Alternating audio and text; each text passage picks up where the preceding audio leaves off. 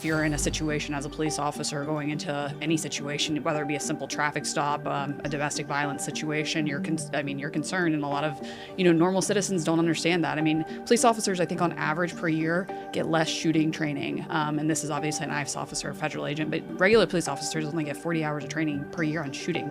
You need more hours to become a barber in most states. That's staggering insane. number. You can say that, federal law enforcement might have more funds to do this, but this is the type of situations they're going into. And of course, you had, like you talked about, the fraud, and that's why a lot of these ICE officers are being sent into cities like Minneapolis to combat a lot of these things.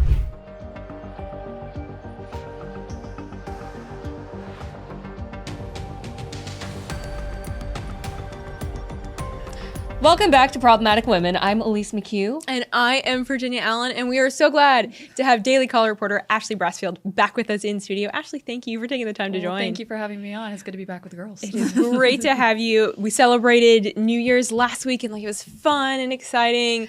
And then Saturday happened, and it was like, all right, life is happening again. The president is busy. Washington, D.C. / the world is back on fire. Right. Here we go. Happy New Year. Happy 2026. I know. I was zigzagging across the country. So I was in California for a wedding. We had a wake-up call at 5:30, and then boom, we're taking over Venezuela. So it was quite a wake-up call. And we had a bunch of groomsmen that were Marines in the wedding. So I said, "What's up, fellas? It's we're taking over Venezuela today." So That's fantastic. It was quite a crazy morning. Yeah. I love that. Yeah. I feel like I had probably the most peaceful experience of ever watching a Trump's speech. So I met my niece for the first time. She was 1 month old over Christmas. And so the whole family gathers around the TV, and I got to hold my niece while Trump was speaking. So I just have a baby on my chest watching the president we got Maduro. And, this is the best thing ever, this contrast between two worlds. Just whispering, you're living through history right now. No, literally. Don't forget it. Literally. It's listen to the president. That's how I felt with my nephew when he was born very shortly after President Trump got shot at. Mm-hmm. And I got him a little onesie with the fight thing. Oh my God. And I was like, Bennett, don't forget, you're living through history right now. So you will learn about this in school one day. Whatever, 1, 2, 3 month old. Yep. Whatever. Well, history played out big time this week in multiple reasons. Obviously, Venezuela. The big news we want to talk about today, of course, though, is Minneapolis, Minnesota, where, Ashley, I know you saw this moments after the story broke. We were all on X watching this unfold, that we started seeing this video go viral of an ICE officer discharge his weapon. There was a vehicle that looked like it was moving towards this officer, and all of these headlines started breaking. ICE, shooting. At first, it was wait, was an ICE officer shot? Everyone was trying to figure out what was going on. And ultimately, a woman is dead. And there's an investigation as far as what exactly happened. Was the ICE officer firing in self-defense? Everyone has an opinion. We are going to watch 2 different videos right now that are 2 different views of this incident. So just to give a little background and a little context, we learned at the very beginning of this week that DHS was deploying about 2,000 additional immigration officials to Minneapolis, Minnesota. This is after they've already had ongoing operations there to arrest and detain criminal illegal aliens specifically. But now, given so much fraud that was uncovered over Christmas, there's been fraud in Minneapolis being uncovered for years. And then great grassroots reporter Nick Shirley broke huge story on all this fraud in Minneapolis daycares where these individuals, primarily Somalians, are operating these. They're getting government grants funding, but there's no kids. So the Trump administration was like, all right, given this fraud, this influx, much of which is being carried out by illegal aliens, we're going to influx these agents. ICE agents are there en masse. This is a Democrat-run city. There's tension instantly because you have leaders saying we don't want them here. So just setting the scene, it's a winter day. ICE agents are out making arrests. There are protesters. There's a woman in a vehicle. We're going to cue these videos. And I do want to give a quick warning. There is language. It's a little bit graphic because you're watching someone get shot. You can't see the woman in the car, but you're watching shots get fired. So just fast forward a minute if you're like, nah, I don't really want to see that. Otherwise, let's analyze.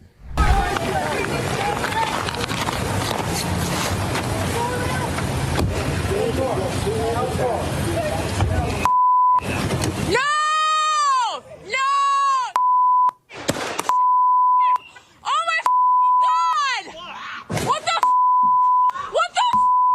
You just what the did you do?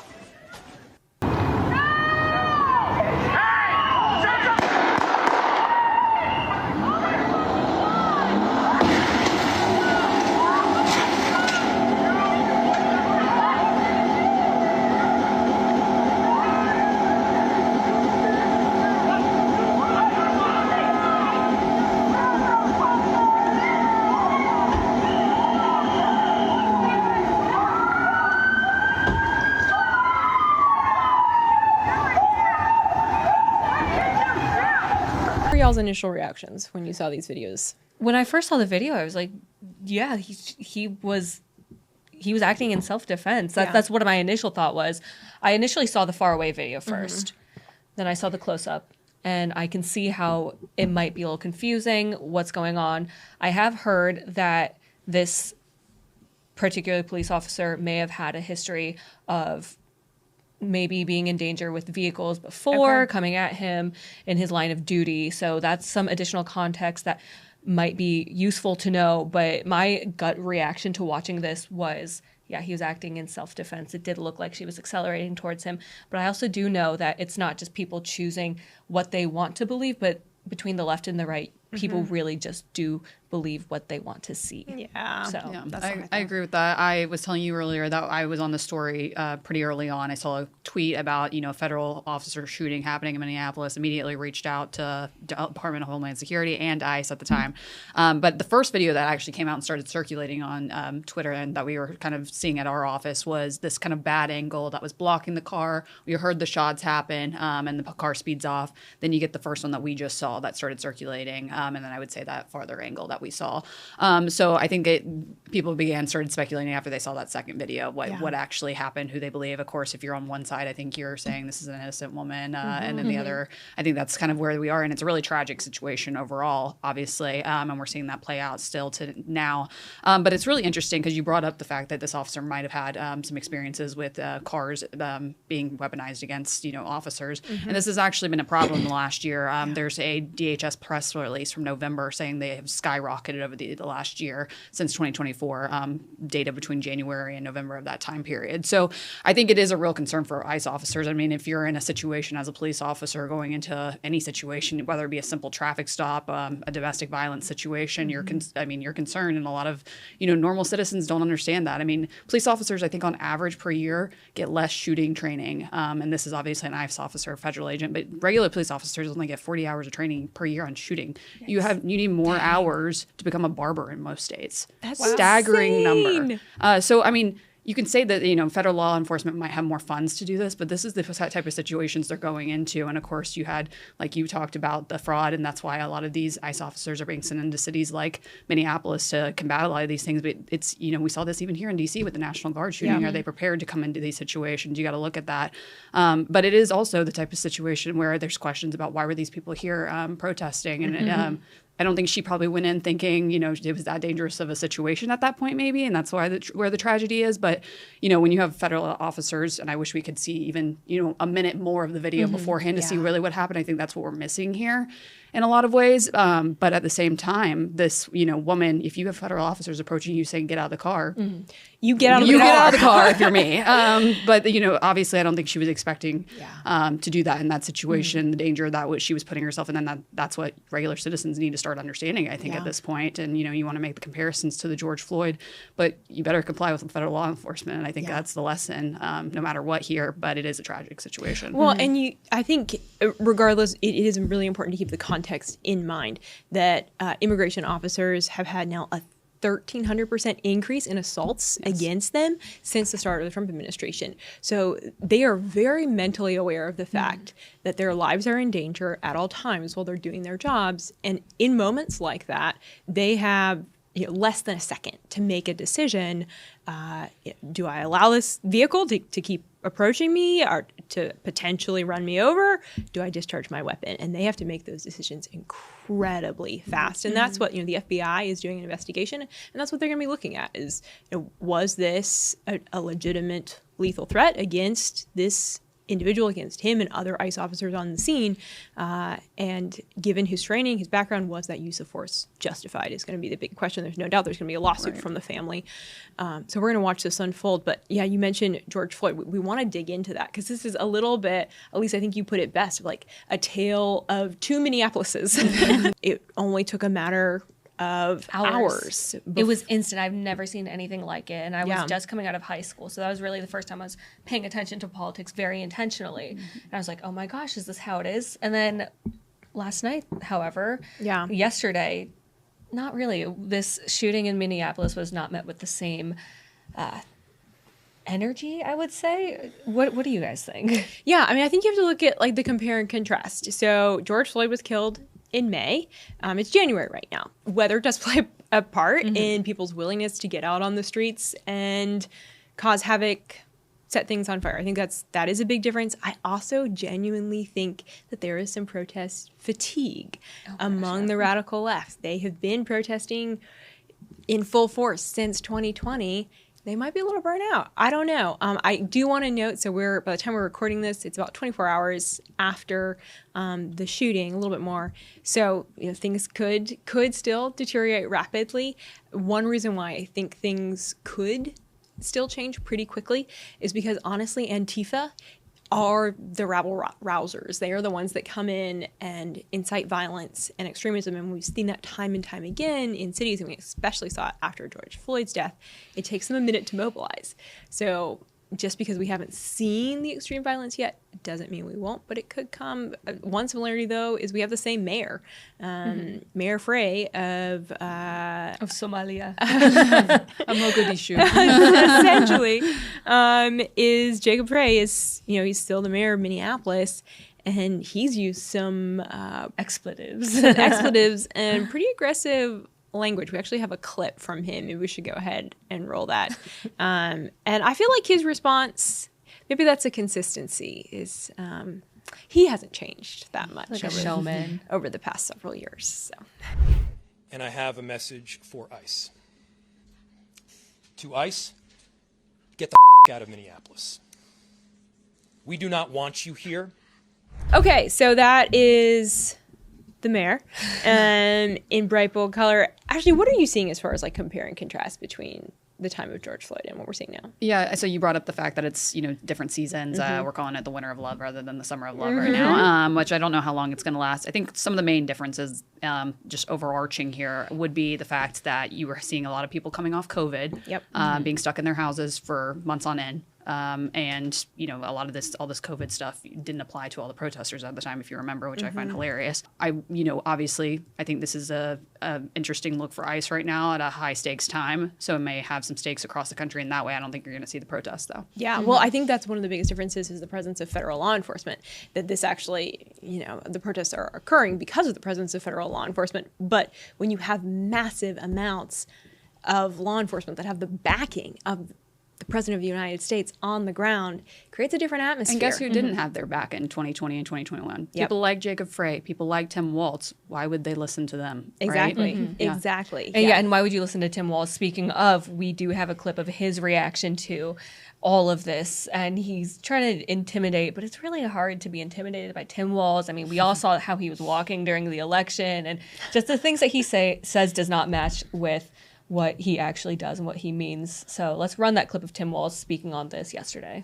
I think it's clear to everyone as they saw this that it feels now that Minnesota has been taken out of the investigation. It feels very, very difficult that we will get a fair outcome. And I say that only because people in positions of power have already passed judgment, from the president to the vice president, to Kristi Noem, have stood and told you things that are verifiably false, verifiably inaccurate. They have determined the character of a 37-year-old mom that they didn't even don't know. They've determined that the actions are done. I don't know. I've not used inflammatory terms of what happened. I've asked us to find the answers. The only way we find the answers is a thorough investigation by nonpartisan professionals. We've delivered that. Tim Walz is like, we're not going to have a fair investigation. They've already passed judgment. Okay, well, it's the FBI doing the investigation. It's not Noem, and it's not the president. It is that neutral party. And so he's telling his whole state, hey, this investigation that a neutral party is doing, FYI, it's not going to be fair. Like, irregardless of whether or not, yes, indeed, Noem and Trump maybe have already made up their mind on the situation, he's telling everyone, I've made up my mind too. The investigation, the results aren't going to be fair. And like, I'm sorry, Tim Walz, you have no leg to stand on when calling things unfair or biased or judging too harshly too quickly, because you have done the exact same thing in the opposite direction for the Somali community in your state, which is how we got to this issue in the first place. And it's really just, I can anyone in his state, even the people that like him, take him seriously? Because his fraud scandal has seriously just made him lose the last shred of credibility that I think anyone had for him. And the answer to that is really no at this point. I mean, he dropped out of the race for a third term on Monday. We saw that happen. And I did a piece. We did 5 things that he basically was not able to accomplish, which we covered, COVID fraud, the Valor issue with military service at them, Tiananmen Square. You can name all these things that he's involved in. And even now, the Somali fraud scandal. And, is it going to be an unfair investigation? Well, Governor Walz, what happened there with the fair investigation? There's multiple factors here, and I don't think a lot of people in Minnesota trust Tim Walz. I know 2 people personally that have moved out of the state due to the factor of the transgender issues for kids, and just the fact that the Somali community has basically taken over, and it's a very insular community, as we can see from this investigation. There's no leering happening there. I don't think anybody can trust what he says at this point. I think he's lost all credibility, really. And one thing I do want to note that he also said when he was going on his little press tour about this yesterday, him and Jacob Frey on separate occasions basically said, like, you don't want people to die, then ICE get out of my state. Like Jacob Frey said that, Tim Walz was saying that. And Ilhan Omar. And you see this also just a common left-wing narrative. They're saying, oh, this is just a 37-year-old mom, and if you don't want people dying, then get out of our state. It's like, actually, how about you don't impede the business of federal officers? You don't know her either at all. Yeah. Let's be very clear about that. I mean, it's going to be politically weaponized like we saw with George Floyd.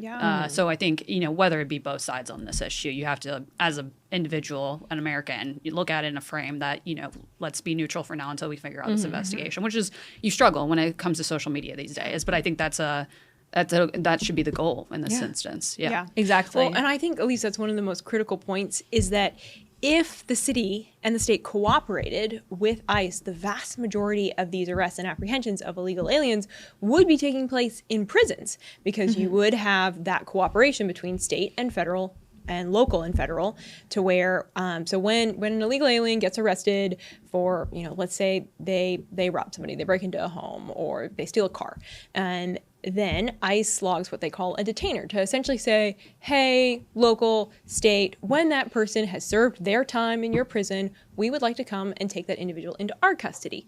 Well, in sanctuary cities like this one, they have said, no, we're just going to release them and you go find them out in the public.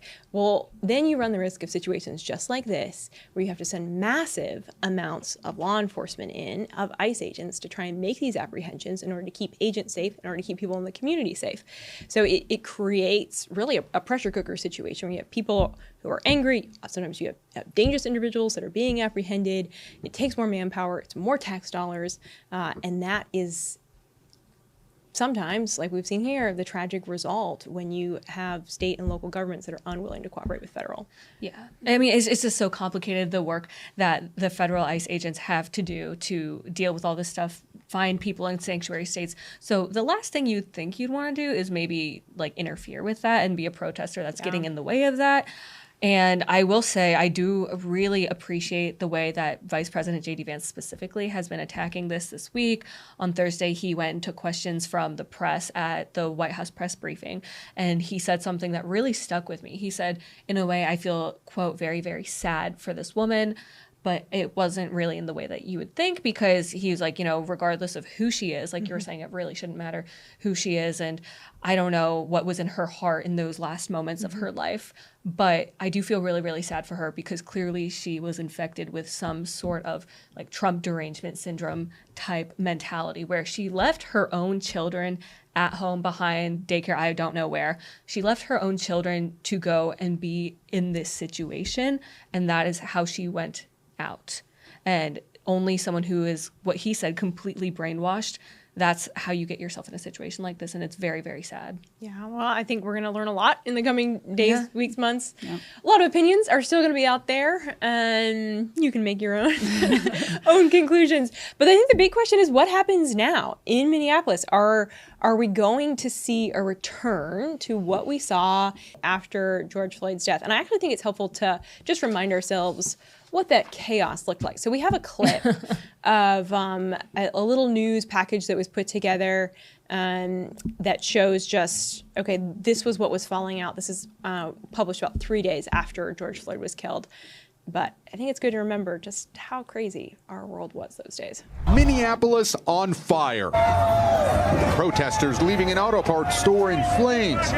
Others seen looting a local Target. Tonight was a different night of protesting.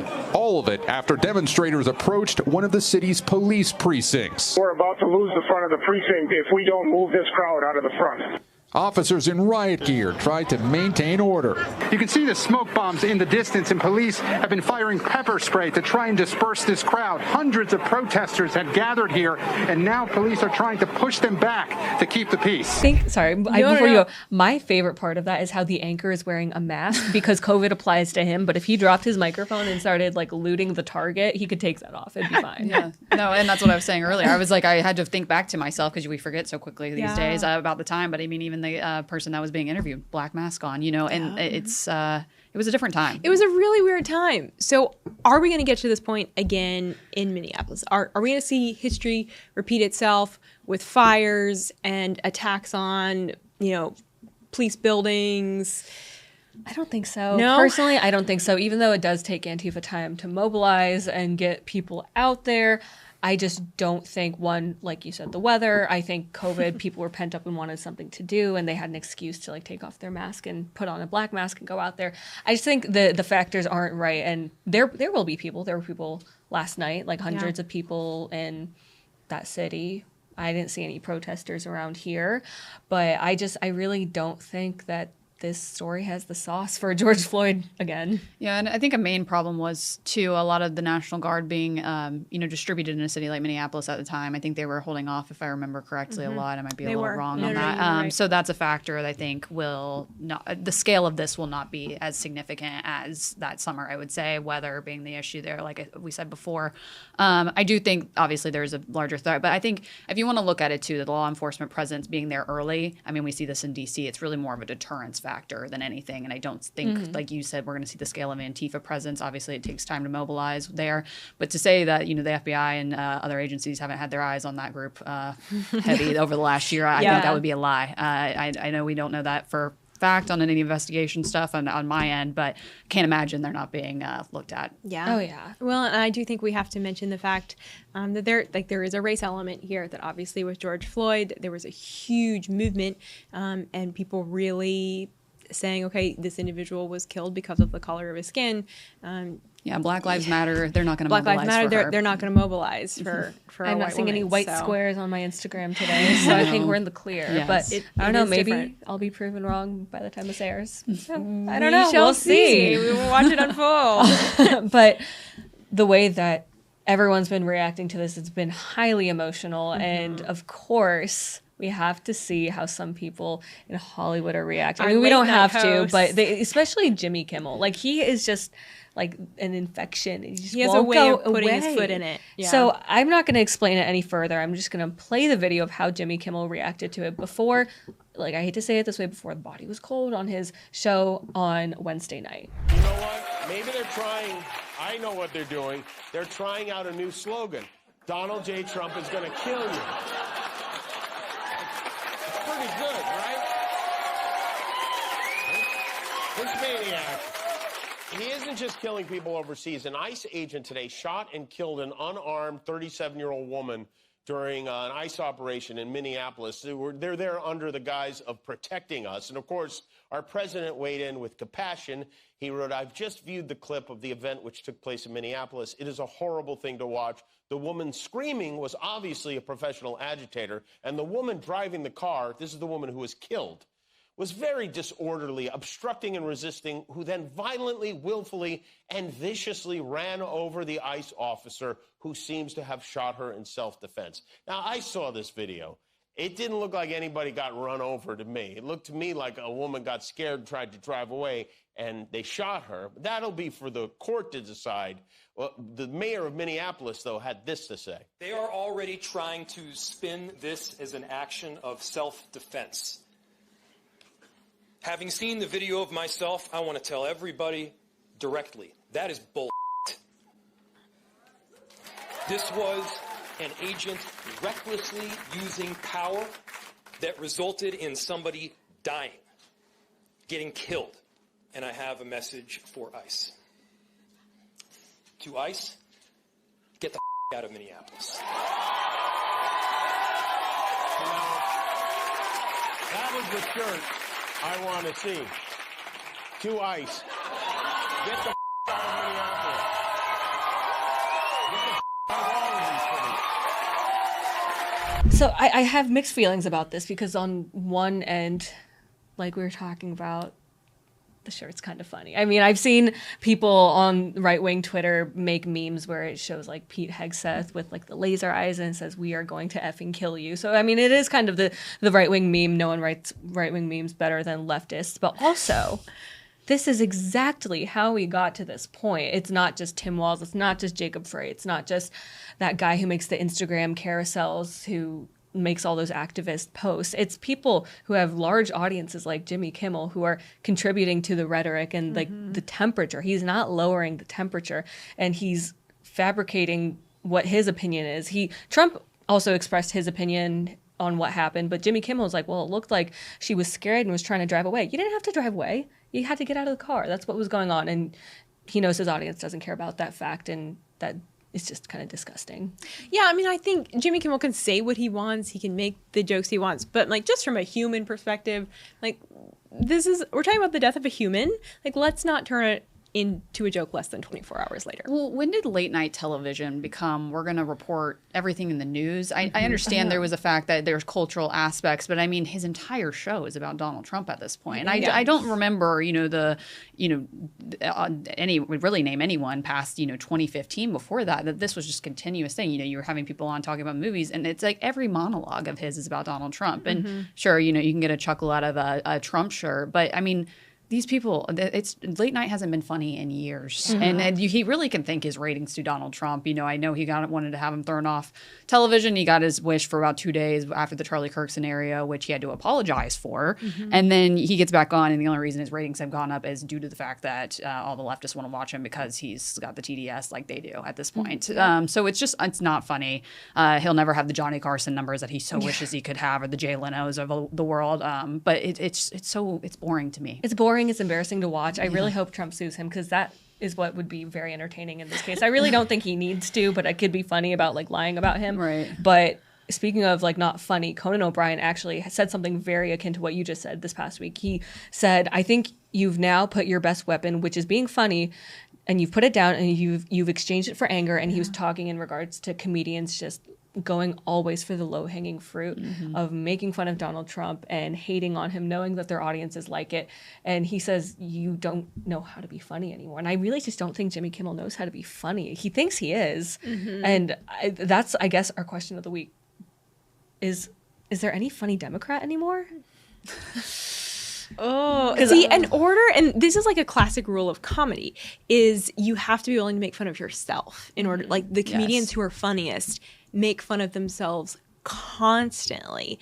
And Democrats aren't willing to do that. Yeah, well, they're so stuck up about it. Right. Well, you have the Joe Rogans and the Shane Gillises that are now labeled right wing because why? Because cancel culture that they started, and they the comedians. It's kind of the joke in the authoritarian scenario that the Joker is the one that's always persecuted first, and that's kind of what happened with a lot of them. So now they're labeled these right wing individuals, and they're really not in a lot of ways. And so that's where we are now. And like you said, they usually have to make fun of yourself and be authentic, and that's none of the characteristics that I've been seeing recently from any of them. So we want the comedy back, y'all. Yes. We want the comedy Bring back. the comedy back in a different way. We are seeing some comedy, but it's not intended to be funny, and yet it is. So. I don't remember it too much, but I feel like Barack Obama probably was the last funny Democrat. He He was at a was large willing scale. he was willing to laugh at himself, and I'll give him credit for that. And we just don't see that anymore. That willingness to laugh at yourself. You got to give him credit. Great public speaker, right? Absolutely. Comedic timing is everything. We see that with Trump as well, and we see that some of the best speakers. But I mean, the only time the Democrats are funny is when they're like losing their minds. Yeah, and the videos go viral. Daily Caller does this all the time, where we'll pick Nancy Pelosi losing her mind on a reporter, and everybody loves it because it's hilarious. Yeah. So that's where we're at with the Democrats and what's funny with them anymore. I think Gavin Newsom's trying to be a little bit funny by mocking like the right wing, and maybe that's why he's getting more support. Maybe and this is just my personal bias, but it just looks like insane cope, because I'm like, why are you copying the style of like Nick Fuentes making edits of yourself, but like mocking other people? Like it screams like desperation. And to give him credit, I mean, that's why Kamala and Tim Walz failed, because they weren't going on the podcast, they weren't doing the things, they wouldn't make the change, and that's why the establishment Democrats aren't working out, and why the people pushing the boundary on the progressive wing, and like you said with that video, I mean, it's you just don't see it. Yeah, I mean, who knew that Kamala Harris wasn't the worst part of that campaign? It was actually Tim Walz. 107 days of suffering. Wow. Yeah. Wow. Well, we want to hear from you all. Question of the week is, are there any funny Democrats? If you can think of one, we want to know. Yeah. But Ashley, tell us how we can follow all of your work and keep up with what you're doing. Well, yes. I have dailycaller.com, Ashley Brassfield. I'm on X at Brassfield Ashley, and then Instagram, Ashley E. Brassfield. So give me a follow. It was so much fun having you back. It's the best thing. We love your analysis, Ashley. Have a great rest of y'all's week. Don't forget to follow Problematic Women on Instagram so you can keep up with everything that we are doing. We have lots of exclusive content just on our Instagram that you will not see on our show here. And don't forget to hit that subscribe button, hopefully you're watching on YouTube and you can see our great faces. But if you like to listen on Spotify or Apple Podcasts, again, don't forget to hit that follow button so you never miss out on brand new shows. And we will see you right back here next week.